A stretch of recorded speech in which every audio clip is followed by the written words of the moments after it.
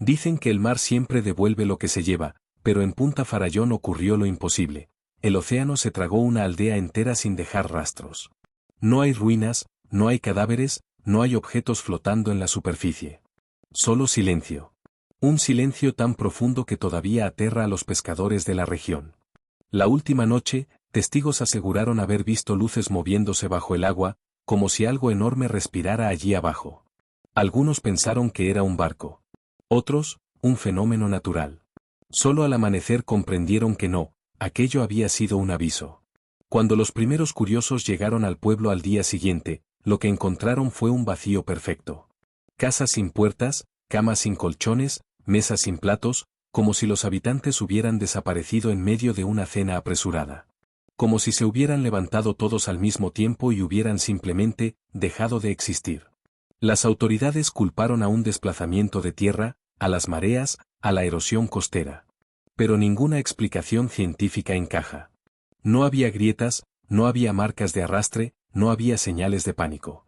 Lo único evidente eran las huellas que terminaban abruptamente en la orilla, apuntando hacia el mar.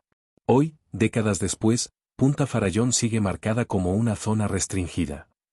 Pero los pescadores dicen que cuando navegan cerca, sienten golpes en el casco del barco, como si algo debajo intentara llamar la atención. O pedir ayuda. Nadie se atreve a acercarse. Excepto yo. Mi investigación comenzó con una simple fotografía antigua, una playa desierta, algunas chozas de madera, y al fondo un farallón rocoso cubierto por niebla. Al reverso, una frase escrita a mano, antes de que desaparecieran. No había nombres, fechas ni contexto. Solo esa advertencia sutil que se volvió imposible de ignorar. Al principio pensé que se trataba de otra historia exagerada de pescadores. México está lleno de mitos marítimos, criaturas bioluminescentes, barcos fantasma, ciudades sumergidas. Pero algo en esa imagen me incomodaba profundamente, como si la playa estuviera esperando que alguien entendiera su secreto. Decidí viajar a la región de Sinaloa, donde se decía que había existido Punta Farallón. Lo extraño es que el nombre no figura en mapas actuales ni en los registros oficiales. Era como si alguien hubiera querido borrar cualquier evidencia de que el lugar existió. Como si la aldea hubiera sido arrancada también de la memoria colectiva. Al llegar al pequeño puerto más cercano, los habitantes reaccionaron con nerviosismo cuando mencioné el nombre. Algunos bajaron la mirada. Otros hicieron la señal de la cruz. Nadie quería hablar. Pero la tensión en sus rostros me confirmaba algo, todos sabían más de lo que estaban dispuestos a admitir. Finalmente, un viejo pescador aceptó guiarme hasta los restos, si es que existían, de Punta Farallón. Te llevaré, dijo, pero no más allá de la línea del agua. Cuando le pregunté por qué, su respuesta fue tan simple como aterradora, porque esa noche no se llevaron solo la aldea. Se llevaron algo más. Y podría volver. El mar de Baja California siempre había tenido un carácter impredecible, pero la noche en que todo comenzó, estaba demasiado quieto. Punta Farallón, un pequeño poblado costero de casas de madera y barcos envejecidos por el salitre, parecía detenido en un suspiro. Ni siquiera el viento se atrevía a cruzar entre las palmeras. La quietud era tan total que hasta los perros callejeros, normalmente inquietos, descansaban en un silencio absoluto. Yo había llegado a la aldea apenas 3 días antes, enviado por la universidad para registrar historias orales de comunidades pesqueras. Mi jefe decía que Punta Farallón tenía relatos únicos sobre naufragios y corrientes traicioneras. Pero desde que puse un pie en aquel lugar, una sensación extraña me acompañaba, como si alguien me observara desde cada ventana mal iluminada. Los habitantes, aunque amables, eran reservados. Siempre miraban al mar antes de responder cualquier pregunta. Siempre bajaban la voz cuando la noche se acercaba. Y nadie, absolutamente nadie, permanecía fuera de casa después de las 10. La tarde del tercer día, encontré a la vieja Marina, la mujer más anciana del pueblo, sentada en la entrada de su casa con un rosario de conchas entre los dedos. «¿Usted viene por las historias, verdad?», preguntó sin mirarme. «Sí. Me dijeron que usted las conoce todas», respondí. Ella rió, un sonido seco, breve, sin rastro de humor. «Aquí no quedan historias, hijo. Solo advertencias. Y todos los que las ignoraron, ya no están». Le pregunté qué quería decir, pero Marina simplemente señaló el océano. Cuando él llama, la gente desaparece. Siempre ha sido así. Y esta noche, siento que va a regresar. Una brisa fría sopló desde el mar en ese instante, trayendo un olor metálico que no supe identificar. Marina entró en su casa y cerró la puerta con rapidez. Me quedé allí algunos segundos, intentando comprender. Pero el silencio volvió a cerrarse a mi alrededor como un abrazo helado. Esa noche, tuve que subir a la colina del norte para fotografiar la bahía. Era parte del trabajo. Pero en el camino noté algo inquietante, no había una sola luz encendida en la aldea. Ningún radio sonando.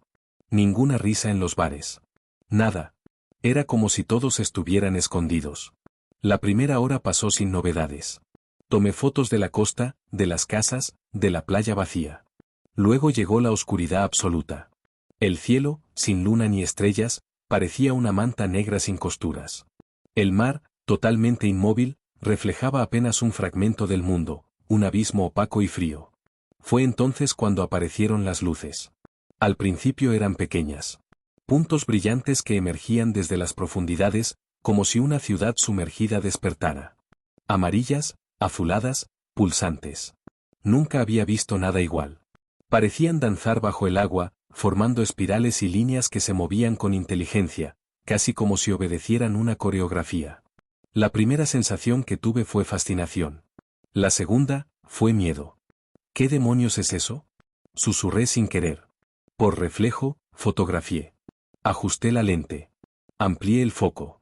Pero cada vez que acercaba el zoom, algo parecía moverse demasiado rápido para ser capturado. Una de las luces subió tanto que casi tocó la superficie, y juro que, por un instante, algo rompió el agua. Como si una sombra intentara emerger. Un crujido sonó entre la vegetación detrás de mí. Me giré de inmediato. Nada. Otro crujido. Esta vez más cerca. ¿Hola?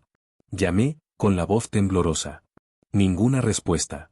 Solo el mar, y esas luces, que ahora parecían observarme. De pronto, la colina vibró bajo mis pies. Un temblor leve, pero claro. Pensé que podría ser un pequeño sismo, pero duró apenas 2 segundos. Cuando miré de nuevo hacia la bahía. Las luces estaban mucho más cerca de la costa. Y fue entonces cuando lo vi. Un barco pequeño, artesanal, salía desde la playa. No tenía motores encendidos, ni una linterna, ni remos moviéndose. Y aún así, avanzaba hacia las luces, como si éstas lo arrastraran. «Oye, ¿quién está ahí?», grité. No hubo respuesta. Tomé la cámara, activé el zoom máximo, y mi corazón se heló. El barco estaba vacío. Completamente vacío. Pero se movía solo. De repente, todas las luces bajo el mar convergieron hacia él. Lo rodearon como un cardumen brillante. Excepto que, no eran peces. Tenían formas demasiado geométricas. Movimientos demasiado precisos. Y una intensidad luminosa que hacía que el agua pareciera fuego líquido. El barco comenzó a sacudirse violentamente. Y luego se hundió. No lentamente. No arrastrado por la corriente. Como si algo lo jalara hacia abajo con fuerza brutal. Retrocedí un paso. Luego otro. Hasta que escuché a alguien correr por el sendero de la colina. Era Marina. «Muchacho. Baje ahora. El pueblo no está seguro». «¿Qué está pasando? ¿Qué son esas luces?», pregunté. Ella agarró mi brazo con fuerza sorprendente. «No son de este mundo, hijo. Y hoy, vinieron a llevarse algo». Me acompañó hasta la base de la colina. El aire olía a ozono. El mar estaba iluminado con una intensidad anormal. Las luces ahora se acercaban a la orilla, aún bajo el agua, como si buscaran algo. Cuando llegamos a la primera calle, me di cuenta de que todas las puertas estaban atrancadas. Ventanas cerradas. Cortinas corridas. Silencio absoluto. ¿Por qué todos están escondidos?, pregunté, casi tropezando. Marina respiró profundamente. Porque hace 40 años, ya ocurrió. Una noche igual. Luces iguales. Y al amanecer, la mitad del pueblo había desaparecido. El estómago se me revolvió. ¿Y nadie investigó? Vinieron militares. Científicos. Periodistas. Ninguno regresó con respuestas. Y algunos, tampoco regresaron. Avanzamos hacia la plaza central. El viento aumentó, levantando polvo. El nivel del agua en la bahía comenzaba a subir más rápido de lo normal, como si algo enorme estuviera desplazando el fondo del océano. «Tenemos que entrar en algún lugar», dijo Marina.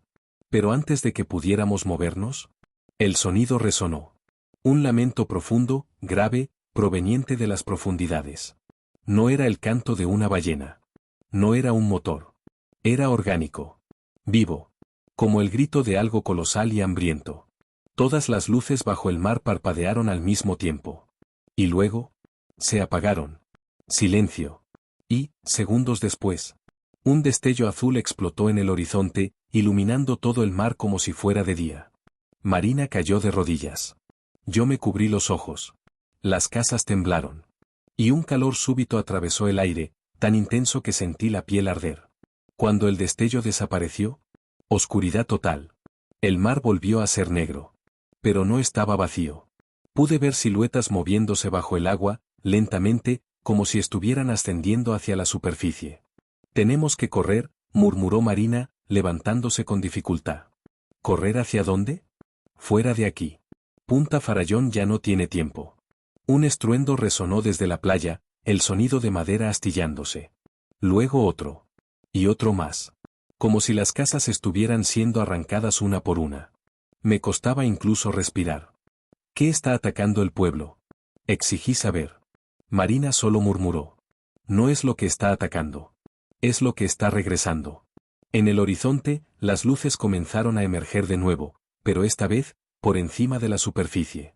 Y a cada segundo, estaban más cerca del pueblo. Nunca olvidaré el momento exacto en el que los primeros testimonios empezaron a contradecir todo lo que yo creía saber sobre Punta Farallón. Hasta entonces, la historia oficial era simple: un pueblo costero abandonado por migración, crisis económica y aislamiento. Pero cuando comencé a hablar con personas que habían vivido allí, o que decían haber vivido allí, descubrí que la verdad era más oscura, más fragmentada y más imposible de lo que jamás habría imaginado. Punta Farallón no era un pueblo cualquiera. Estaba construido sobre una pequeña península rocosa que apuntaba al Pacífico como un dedo acusador. A sus espaldas, un cerro seco, al frente, un abismo de agua turbulenta. No tenía carreteras pavimentadas, ni semáforos, ni hoteles. Solo un muelle viejo, 20 casas, un faro apagado desde los años 80 y un silencio tan profundo que parecía escucharse a sí mismo. Sin embargo, lo que ocurrió allí la última noche antes de su desaparición, según todos los relatos, no podía explicarse con sequías, pobreza o migración. Y este capítulo trata precisamente de eso. Las últimas horas del pueblo. Lo que algunos vieron. Lo que otros escucharon. Y lo que nadie pudo explicar. El pescador que lo vio primero. Mi primera entrevista fue con un hombre que vivía a casi 100 kilómetros del lugar, en Puerto Alvarado, don Roberto Villaseñor, un pescador que llevaba 40 años navegando la costa del estado de Sonora. Su rostro parecía tallado por el viento y la sal, pero sus ojos conservaban una chispa que yo no sabría describir si no fuera por una sola palabra: miedo. Nos sentamos en una banca de madera frente al mar. Él sostenía un termo de café, yo, mi libreta. ¿Usted recuerda la noche antes de que Punta Farallón desapareciera? Pregunté. Don Roberto dio un trago largo. Luego soltó un suspiro como si cargara décadas sobre la espalda. Esa noche yo estaba en el agua, dijo. No tenía que estar ahí. Algo me jaló. No se lo puedo explicar, era como una inquietud en el pecho. Como si el mar estuviera llamando. Me contó que había salido a pescar, no por necesidad sino por una intuición que no podía sacudirse. A las 10 de la noche, cuando las estrellas comenzaban a desvanecerse detrás de nubes densas, vio algo que aún lo atormentaba.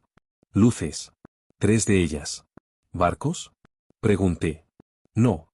No eran barcos. Ni bengalas. Ni reflectores. Eran otra cosa. Flotaban sobre el agua, pero no se hundían ni salpicaban. Y se movían con una lentitud antinatural, como si estuvieran observando. Me mostró con las manos una distancia aproximada de 100 metros o menos. Eran de un blanco azulado, continuó. Brillaban, pero no iluminaban. Y apuntaban directo hacia Punta Farallón. ¿Usted se acercó? Dios me libre. Apagué el motor y me quedé quieto. El mar estaba tan calmado que parecía muerto. Y las luces se hundieron de golpe, como si algo enorme debajo de ellas las hubiera jalado. Luego dijo algo que me dejó helado. Minutos después escuché gritos desde la costa, pero no parecían gritos de miedo normal. Parecían rezos. Llantos. Súplicas. Y después, silencio. Un silencio total. Le pregunté si había ido a investigar. Su respuesta fue inmediata. No. Yo no soy idiota. La mujer que escuchó la sirena. Si el testimonio de don Roberto me dejó inquieto, el de la señora Lucinda Marroquín, antigua habitante de Punta Farallón, directamente me quitó el sueño. Ella aseguraba haber estado en el pueblo la última noche, aunque se negó a explicar cómo había sobrevivido o por qué abandonó el lugar tan de repente. Su casa estaba en una colonia periférica de Guaymas, humilde pero ordenada, llena de estampitas religiosas y olor a café con canela.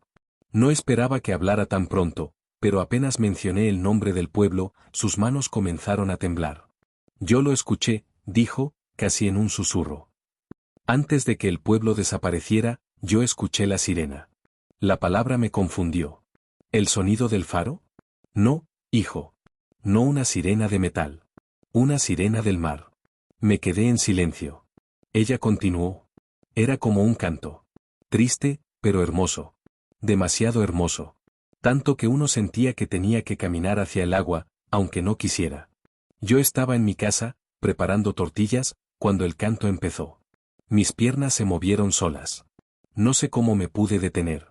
Le pregunté qué hizo. Me encerré en el baño. Tapé mis oídos con trapos húmedos. Recé.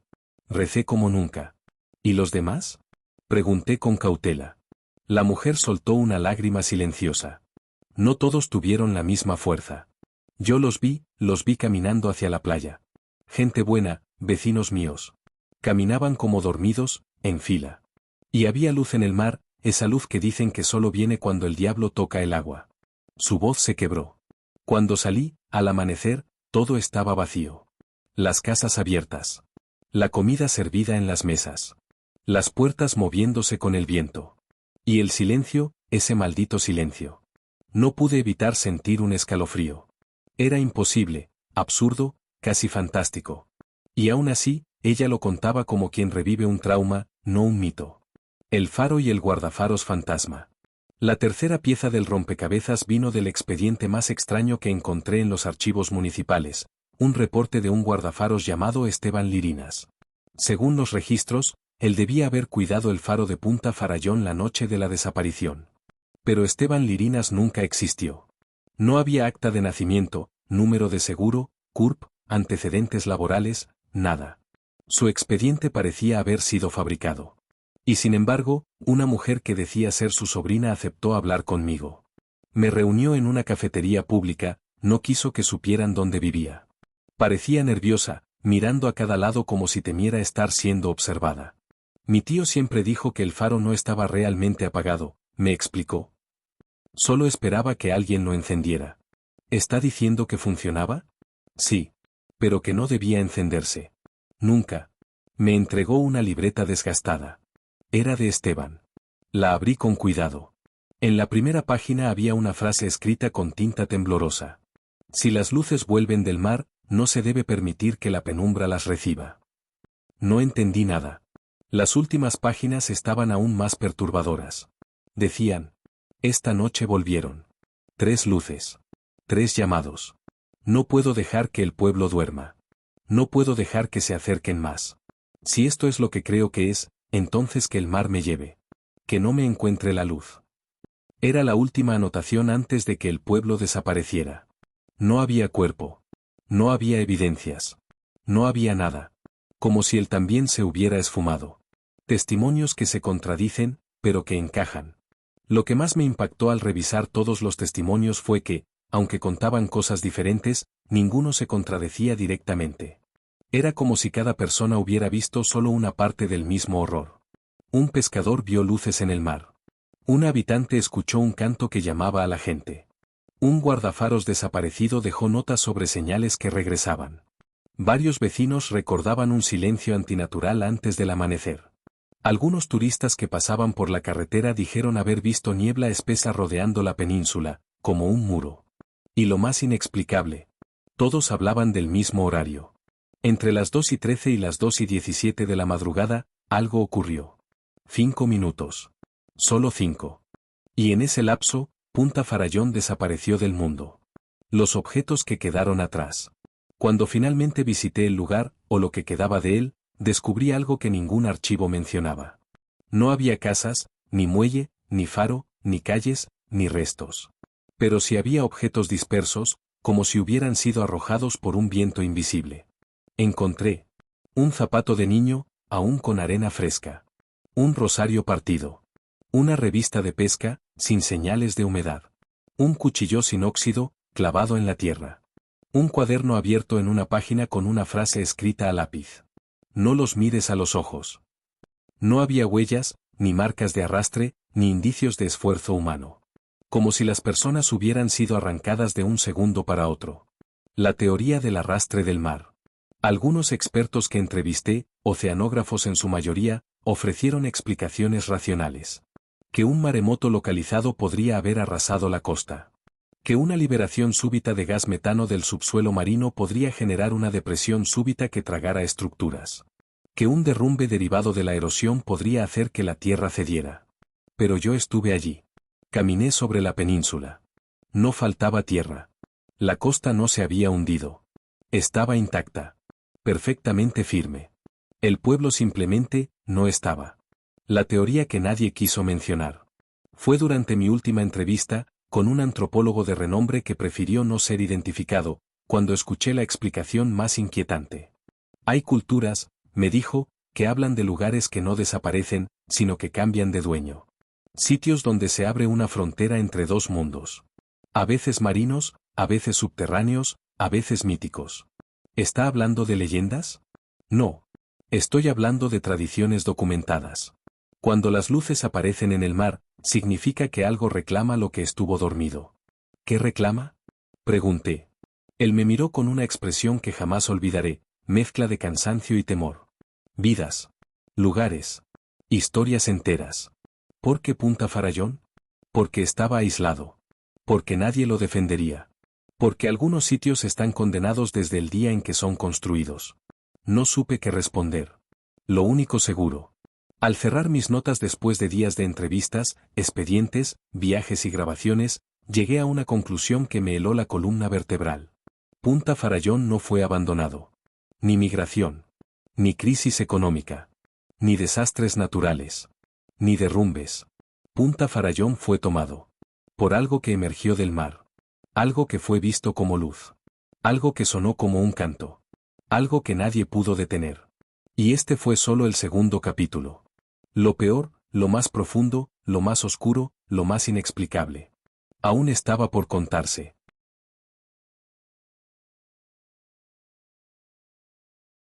Cuando acepté continuar la investigación sobre la misteriosa desaparición de Punta Farallón, sabía que tarde o temprano tendría que enfrentar el relato más perturbador de todos, la versión de quienes aseguraban haber visto las luces. Hasta ese momento, todo en mi pesquisa podía interpretarse como abandono, negligencia del Estado, migraciones forzadas, amenazas del mar o simples accidentes. Pero las luces, eso abría la puerta a algo que no sabía si estaba preparado para enfrentar. Aún así, la búsqueda me llevó hasta un hombre que llevaba años evitando cámaras, periodistas y curiosos, don Aurelio el Aguador Salvatierra, uno de los últimos pescadores que comerciaron con los habitantes de Punta Farallón antes de que desaparecieran. Vivía en una casa de madera maltrecha, de espaldas al mar como si evitar esa vista fuera una cuestión de vida o muerte. Cuando me vio acercarme, no pareció sorprendido, más bien, resignado. Como si supiera que eventualmente alguien volvería a pedirle que contara lo que había visto aquella noche. Si quiere escucharlo, escuche bien, me advirtió. Porque una vez que uno sabe la verdad, ya no puede dormir igual. Su voz tenía ese tono quebrado que solo se encuentra en quienes han cargado un peso demasiado tiempo. Aún así, sacó una silla y me ofreció asiento. Fue entonces cuando, sin que yo le preguntara, comenzó a hablar. Aurelio me contó que, durante años, Punta Farallón había vivido en relativa tranquilidad.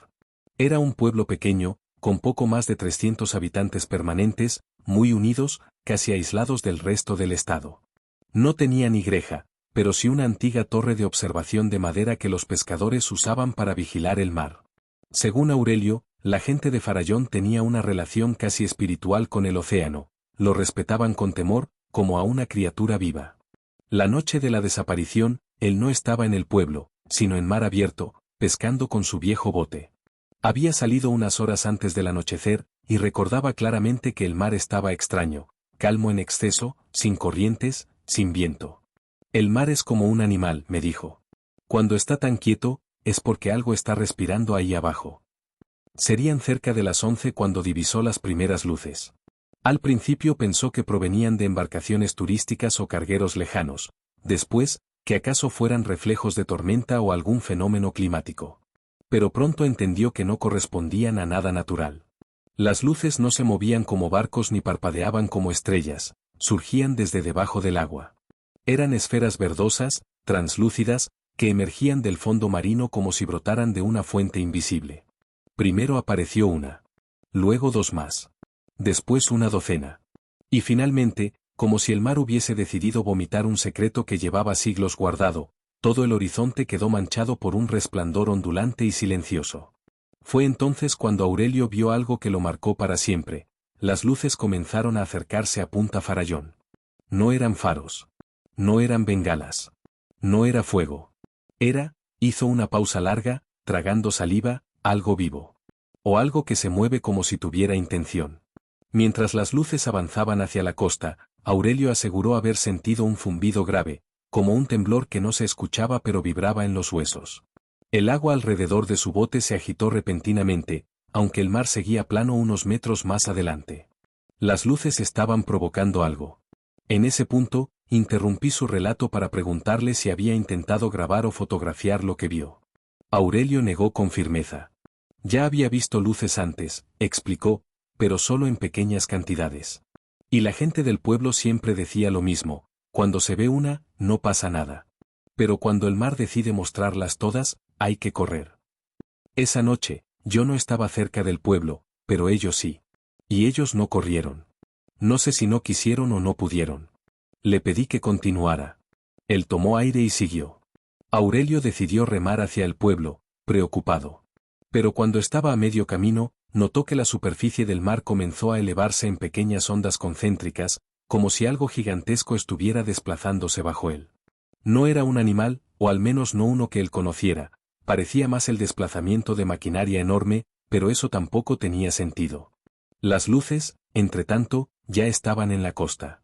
Aurelio afirmó haber visto cómo se posaban justo frente a Punta Farallón, iluminando la playa con un resplandor espectral que hacía que la arena pareciera metálica. Pero lo más inquietante no era eso, del pueblo venían gritos. Gritos breves, ahogados, como si la gente no tuviera tiempo ni de pedir ayuda. Y, de repente, silencio absoluto. El pescador remó con todas sus fuerzas, pero justo cuando estaba a unos 300 metros de la orilla, vio algo que lo hizo detenerse. El resplandor se intensificó tanto que todo el contorno del pueblo quedó sumergido en una claridad verdosa, casi como si estuviera bajo el agua. Los techos, las casas, la torre de madera, todo parecía estar siendo envuelto por una especie de neblina luminosa. Y luego, dijo Aurelio, carraspeando mientras su voz temblaba, todo se apagó. De golpe. Como si alguien hubiera apretado un interruptor gigante. El mar quedó oscuro. La costa quedó oscura. El cielo quedó oscuro. Ni una luz. Ni un sonido. Ni un grito. Solo la respiración agitada del pescador en medio del mar inmóvil. Él se quedó allí, paralizado, sin saber qué hacer. Permaneció esperando escuchar algo, ver algún movimiento, cualquier señal de vida. Pero nada ocurrió durante casi media hora. Entonces, lentamente, comenzó a remar hacia la costa. A medida que se acercaba, notó que el aire tenía un olor metálico, como cuando se suelda hierro caliente. El agua también había cambiado, era más espesa, como si tuviera partículas suspendidas. Cuando llegó a la playa, clavó el remo en la arena, se bajó del bote y caminó unos pasos. Fue entonces cuando vio las huellas. No eran pisadas, me dijo, con los ojos fijos en algún punto del pasado. Eran arrastres. Como si hubieran arrastrado a la gente hacia el mar. No sé si fueron las luces o algo que traían consigo, pero no había sangre. No había cuerpos. Solo esos surcos que iban desde todas las casas hasta la orilla. Esa imagen lo persiguió durante décadas. Dijo que no se atrevió a entrar al pueblo. Algo en su instinto se lo prohibió. Tenía la certeza de que, si ponía un pie más allá de la playa, no volvería a salir. Así que regresó al bote, remó hacia un muelle secundario a varios kilómetros y avisó a las autoridades. Cuando volvió con ellos horas después, el pueblo ya había desaparecido por completo. Las casas seguían allí, al menos algunas. Pero no había rastros de lucha, ni pertenencias tiradas, ni indicios de evacuación. Solo silencio y mar. Un mar que parecía satisfecho. Cuando Aurelio terminó de contar todo esto, guardé silencio durante un largo rato. No porque dudara de él, aunque, como investigador, debía mantener cierto escepticismo, sino porque su relato tenía algo que no pude ignorar: coherencia emocional. Un hombre puede inventar detalles, exagerar hechos, incluso mentir por atención, pero no puede fingir ese tipo de miedo. Ese miedo profundo que se ancla en los huesos y lo acompaña por décadas. Aurelio me miró, esperando mi reacción. ¿Qué cree que eran esas luces? Le pregunté finalmente. Su respuesta fue inmediata. No eran humanas. ¿Y qué le pasó al pueblo? Se lo llevaron, respondió con voz baja. O lo borraron. O lo hundieron. No sé. Pero no fue un accidente. No fue un tsunami, ni un deslave, ni una evacuación. Alguien, o algo, vino por ellos. Lo que dijo después fue incluso más inquietante. Yo no fui a Punta Farallón esa noche porque estaba en el mar.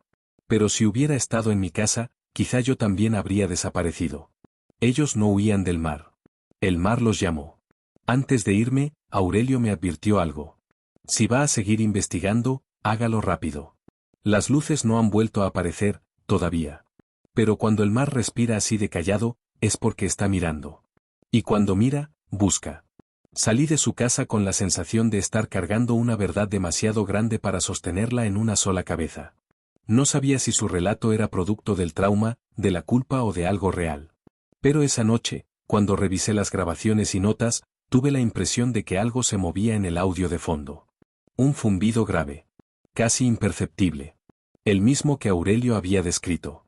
El mismo que, según él, anunciaba que las luces estaban cerca. Y por primera vez desde que comencé la investigación, sentí un miedo genuino. Porque si su relato era verdadero, entonces lo que ocurrió en Punta Farallón no había terminado. Solo había comenzado. Durante semanas, estuve convencido de que ya había reunido toda la información disponible sobre la desaparición de Punta Farallón. Creía que había leído cada recorte de periódico, cada informe policial, cada carta enviada por familiares desesperados a las autoridades mexicanas entre 1978 y 1981.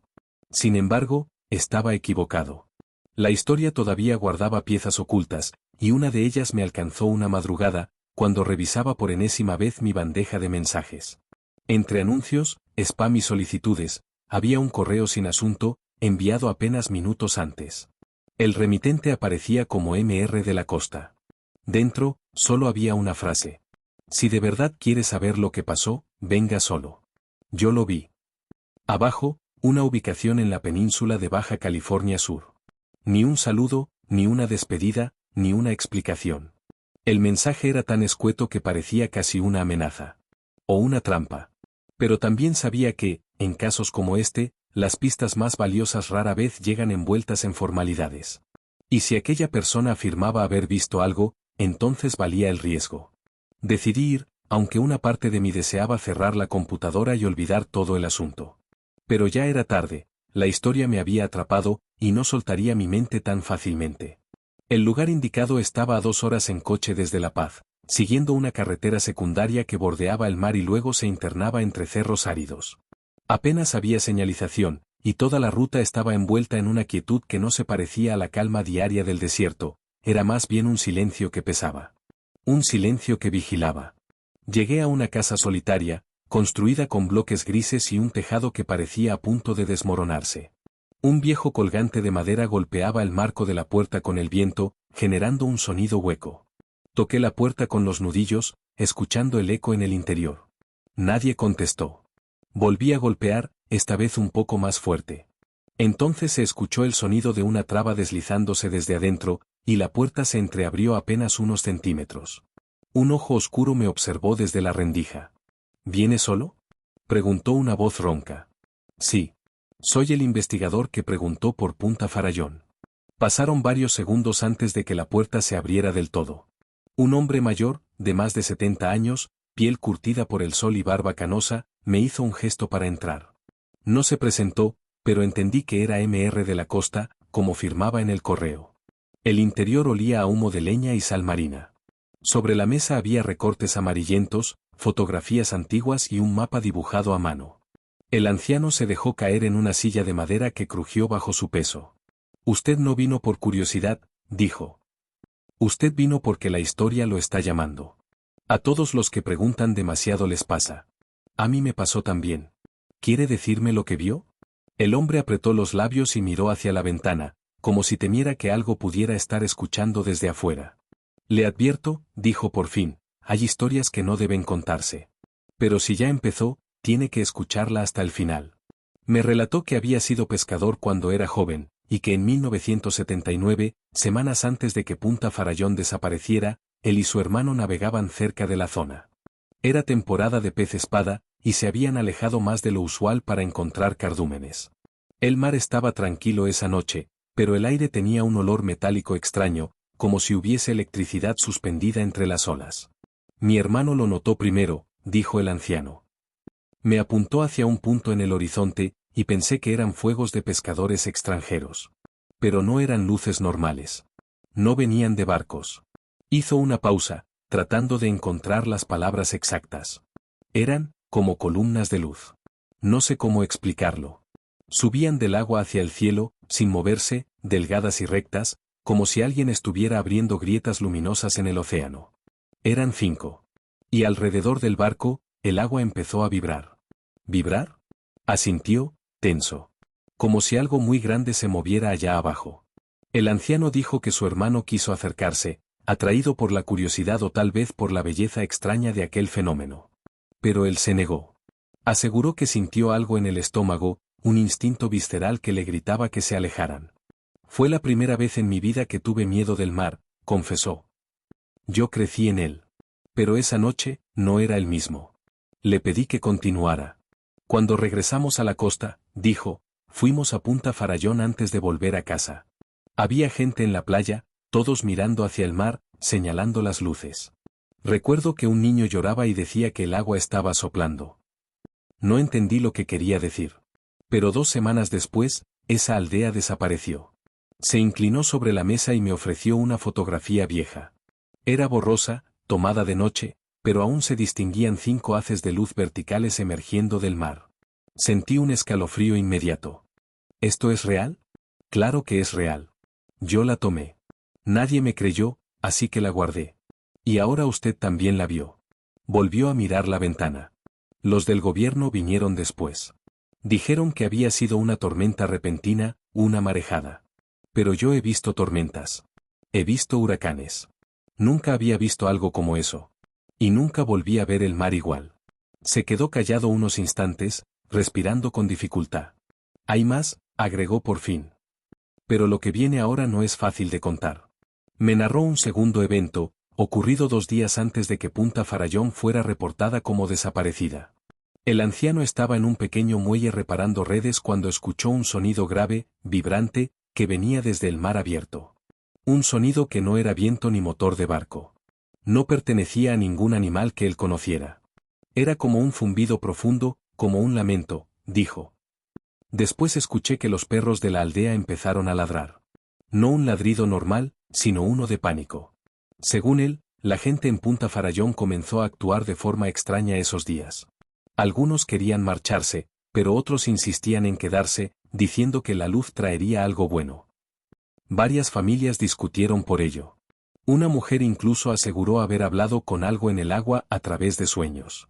Todos pensaban que había perdido la razón, murmuró el anciano. Pero después de lo que pasó, ¿quién sabe? Me contó también que una de las últimas veces que pasó cerca del pueblo, vio a un grupo de personas reunidas en la playa, todas mirando el mar inmóvil. Se parecían a figuras congeladas, sin parpadear. No respondieron cuando él los llamó desde su lancha. Era como si estuvieran esperando algo, dijo con voz baja. Algo que venía del agua. Y luego, de repente, guardó silencio. Sus manos, agrietadas por años de sal y trabajo, temblaban ligeramente. Ese mar conoció algo que no debería haber conocido, sentenció. Y Punta Farallón pagó el precio. Quise preguntarle más, pero de pronto escuchamos un golpe seco afuera. El anciano se levantó sobresaltado y apagó la lámpara de queroseno. No se mueva, susurró. Nos quedamos en silencio absoluto. Afuera, el viento seguía golpeando los maderos, pero había algo más, pasos arrastrados sobre la grava. Muy lentos. Muy pesados. No eran animales. No eran humanos caminando con normalidad. Era algo irregular. El anciano me miró con terror genuino. No debía contarlo, murmuró. Hay cosas que escuchan cuando uno las nombra. Los pasos se detuvieron justo frente a la puerta. Yo contuve la respiración. El anciano agarró un crucifijo que colgaba de su cuello y susurró una oración incompleta.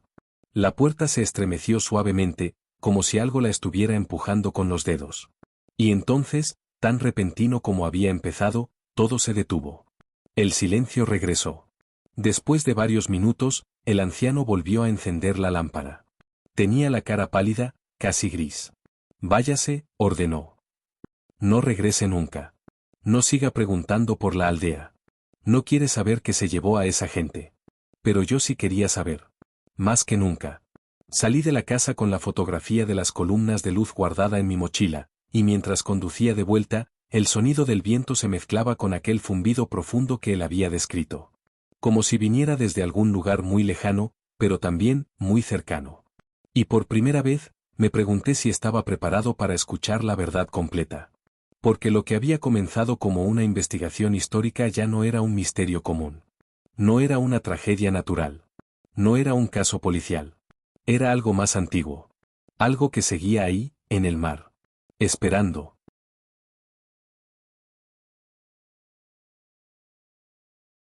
¿Qué demonios era eso?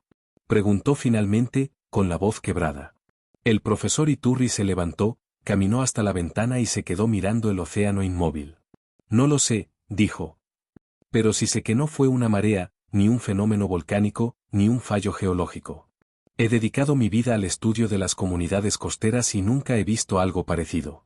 Y sin embargo, cayó un instante. Ese brillo, ese movimiento, me recuerda a algo que escuché hace muchos años.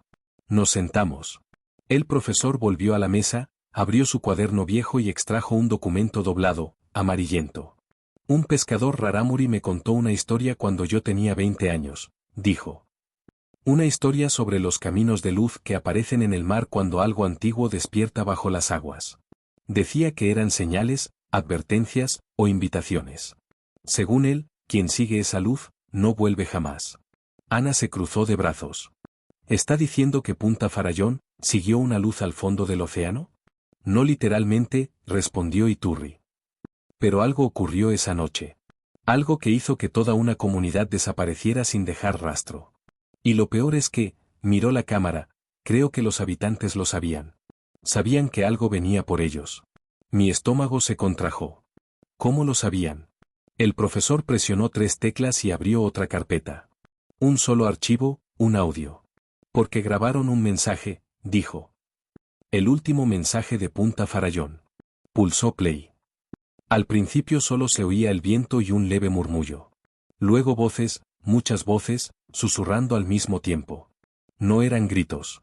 No era desesperación. Era resignación.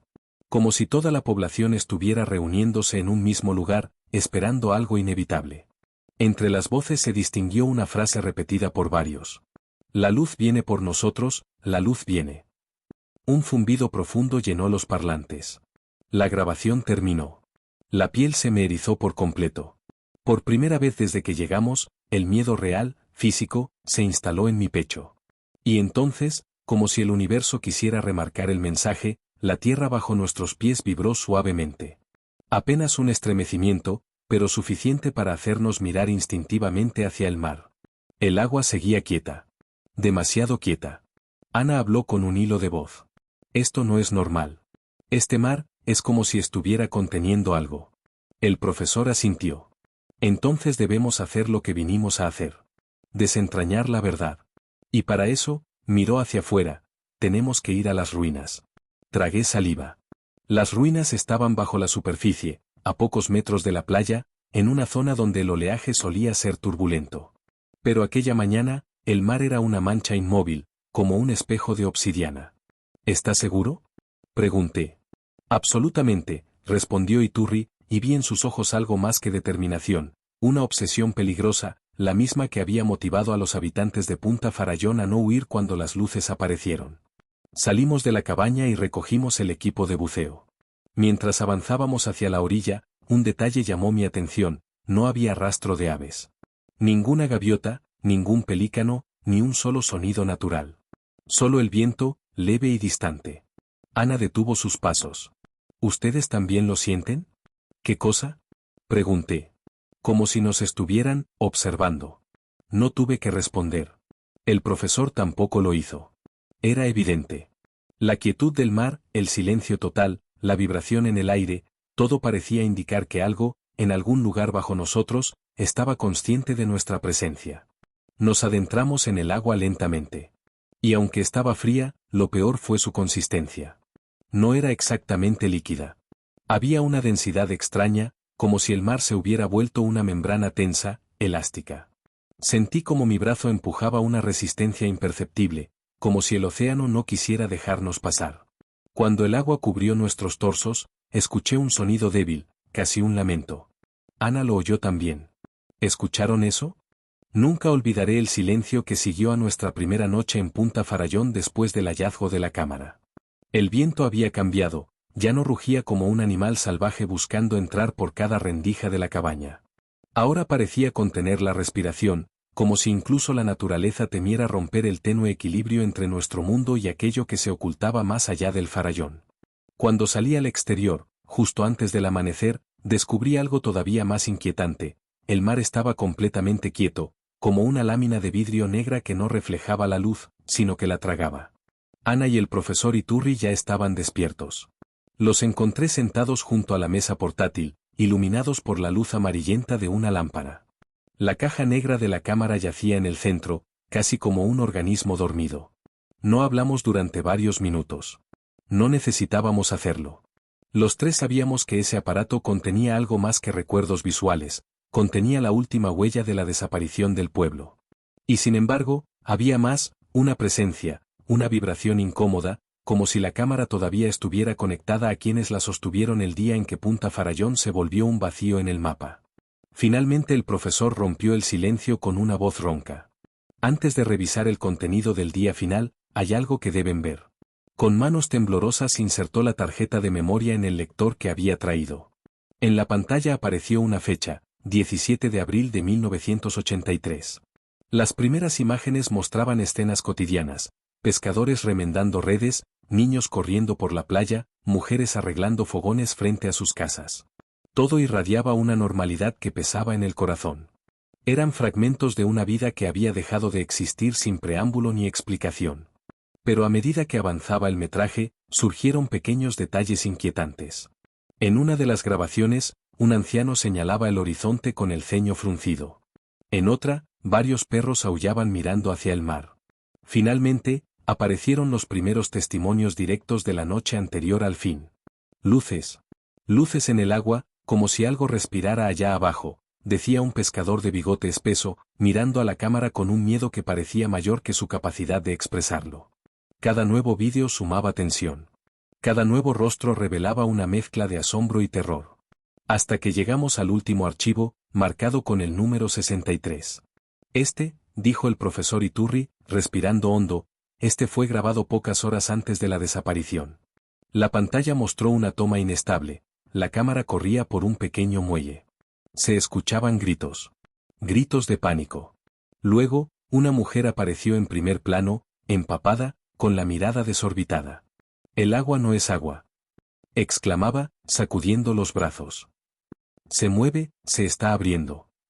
El vídeo tembló. La cámara apuntó al mar. Y ahí lo vimos. Una zona circular del agua brillaba con una luz blanca pálida, pulsante. No era un reflejo. Era un resplandor que surgía desde el fondo. El mar se elevaba en suaves ondulaciones concéntricas, como si un objeto gigantesco estuviera ascendiendo lentamente. La grabación terminó de forma abrupta, acompañada de un chirrido electrónico y un último destello violento. Cuando la pantalla se volvió negra, el silencio dentro de la cabaña se tornó insoportable. Incluso Ana, siempre racional, parecía estar luchando contra una idea que no quería aceptar. El profesor negó con la cabeza, pero su expresión decía lo contrario. Encendimos las linternas de buceo y seguimos avanzando.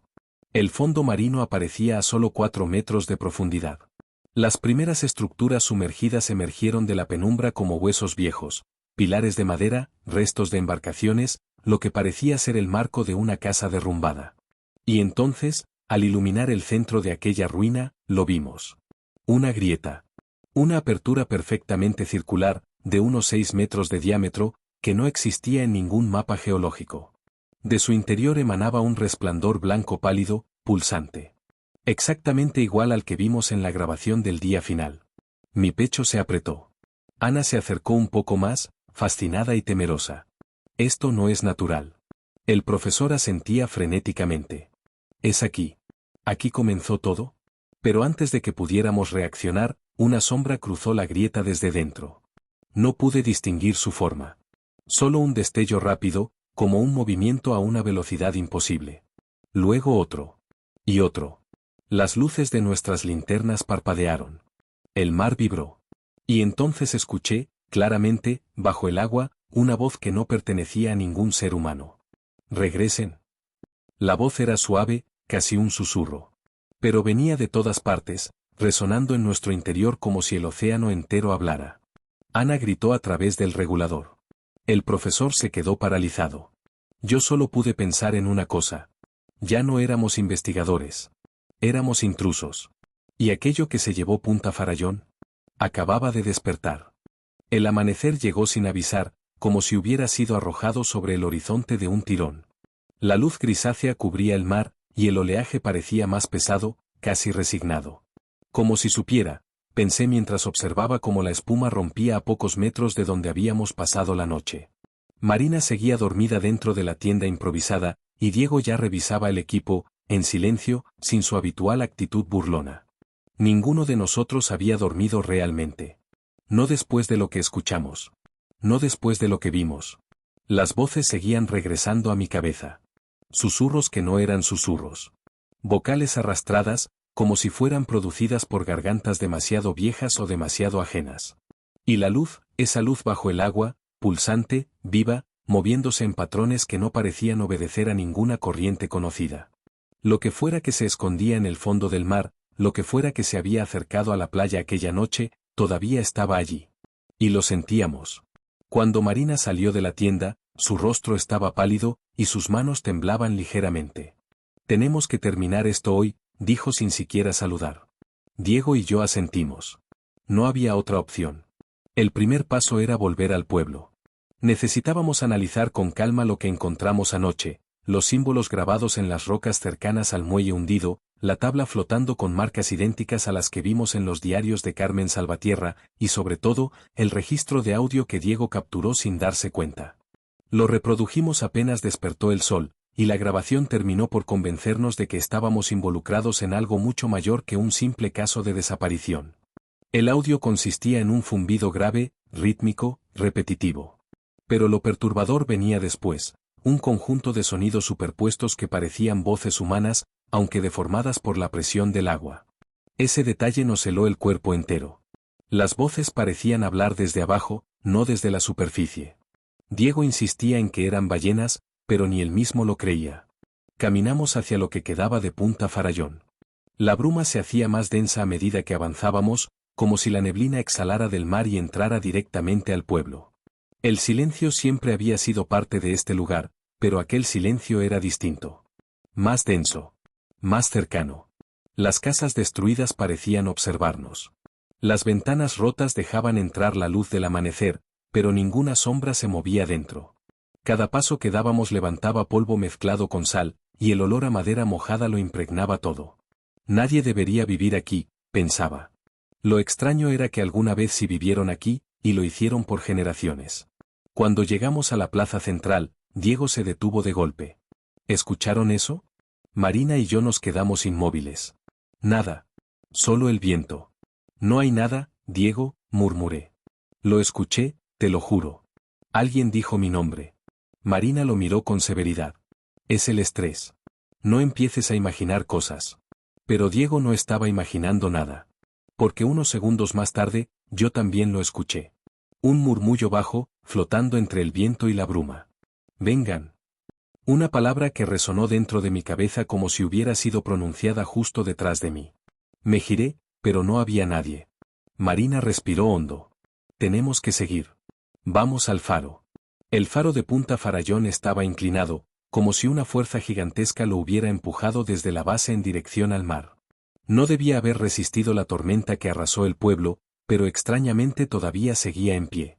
Al acercarnos, vimos que las puertas habían sido arrancadas y la estructura interior estaba dañada. Subir era arriesgado, pero era el único punto alto desde el que podríamos observar el litoral con claridad. El trayecto hacia la cima fue lento y tenso. Cada escalón crujía como si fuera a romperse bajo nuestros pies. El aire dentro del faro era más frío que afuera, algo imposible considerando el clima de la región. Y entonces apareció el primer indicio. En una de las paredes interiores había una inscripción fresca, escrita con carbón o algo similar. Un mensaje. Están en el agua. No entren. Era reciente. Muy reciente. Diego lo tocó y el polvo negro se quedó pegado a sus dedos. Alguien estuvo aquí en las últimas horas, dijo con voz temblorosa. No sabemos si fue una persona, respondió Marina, y la miré inmediatamente, sorprendido por la seriedad de su afirmación. Cuando llegamos a la parte superior del faro, el viento nos golpeó con fuerza. La vista desde allí era impresionante, pero no en un sentido hermoso. El mar parecía hundido en sí mismo. La superficie tenía un tono verdoso profundo, como si una masa de algas gigantes se moviera justo debajo. No era normal. Nada en Punta Farallón era normal. Marina fue la primera en notar algo extraño cerca del muelle hundido, un círculo perfecto de espuma.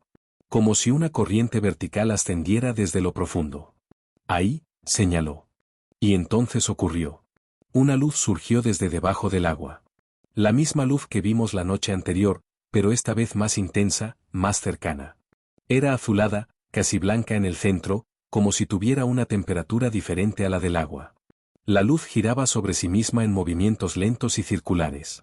Diego sacó la cámara, pero antes de empezar a grabar nos miró con el ceño fruncido. ¿Lo escuchan? Esta vez no era un murmullo. No era el viento. No era el ruido del mar. Eran voces. Claras. Humanas. Pero venían desde abajo de la luz. Una corriente de miedo me atravesó. No podía moverme. Las voces subían a través del agua como si el mar las amplificara, como si la superficie no pudiera contenerlas. Sonaban angustiadas, casi suplicantes, pero no lográbamos entender las palabras. Era un idioma desconocido, o tal vez no un idioma, sino sonidos desgarrados en forma de palabras. Marina bajó la mirada hacia la luz, completamente hipnotizada. No se acerquen, dije, pero no sé si lo dije o lo pensé. Porque entonces lo vimos. Una figura. Una silueta humana bajo el agua, iluminada por la luz azulada. No se movía como un cuerpo flotando. No se agitaba arrastrada por la corriente. Estaba de pie. Ellos estaban de pie bajo el agua. Y no era una sola figura. Había varias. Decenas. Algunas más cerca, otras más lejos. Todas inmóviles. Todas observándonos. La luz empezó a intensificarse. Las voces se volvieron más fuertes, más urgentes. Era como si las figuras quisieran que bajáramos. O que nos uniéramos. O que escucháramos algo que solo podía entenderse allí abajo. Marina dio un paso hacia la barandilla del faro, como si quisiera acercarse más. Diego la sostuvo del brazo inmediatamente. No. Le gritó. Ella parpadeó varias veces, como si estuviera despertando de un trance. Se llevó las manos al rostro y empezó a llorar sin poder contenerlo. Ellos no quieren hacernos daño, balbuceó. Solo quieren hablar. Yo la miré horrorizado. ¿Cómo sabes eso? Ella no respondió. Pero sabía que no tenía una respuesta lógica. Lo había sentido. Igual que yo había sentido algo la noche anterior, una mezcla de curiosidad y peligro, imposible de separar. La luz empezó a subir. No físicamente, sino su reflejo. Era como si algo enorme estuviera ascendiendo desde el fondo. El agua alrededor formó un remolino lento, profundo. Y entonces, por un instante breve pero aterrador, vi un rostro entre las figuras. Un rostro familiar. Era el de uno de los pescadores desaparecidos en Punta Farallón. Un hombre cuya foto habíamos visto en la casa de Carmelita, la anciana que sobrevivió al último día del pueblo. Su expresión no era de miedo. Tampoco de tranquilidad. Era una mezcla imposible. Algo entre súplica y resignación. Diego guardó la cámara de golpe. Tenemos que irnos, dijo. Todavía no, respondió Marina. Ahora, gritó él. Y tenía razón. Porque las figuras bajo el agua empezaron a moverse. Lentamente al principio, luego con firmeza. No nadaban. No caminaban. Se deslizaban. Sus cuerpos avanzaban hacia la superficie sin romper el agua, como si no pertenecieran ni a este mundo ni al mar que los cubría. La luz pulsó con una fuerza final. El viento cambió de dirección. El faro vibró. Y entonces, las voces gritaron al unísono. No fue un grito humano. Tampoco animal. Fue un sonido colectivo, profundo, que atravesó el aire y el metal del faro y nos golpeó directamente en el pecho. El mar explotó en un estallido de espuma, y las figuras desaparecieron de golpe, como si jamás hubieran estado allí. La luz también se apagó. El silencio quedó suspendido en el aire. Ni el viento regresó. Ni el mar volvió a sonar igual. Marina cayó de rodillas. Diego estaba pálido como un cadáver. Yo no podía moverme. Punta Farallón había mostrado su verdad. Y sabíamos que aquella mañana no sería el final. Era apenas el comienzo. Porque las voces no se habían ido. Solo estaban esperando que respondiéramos.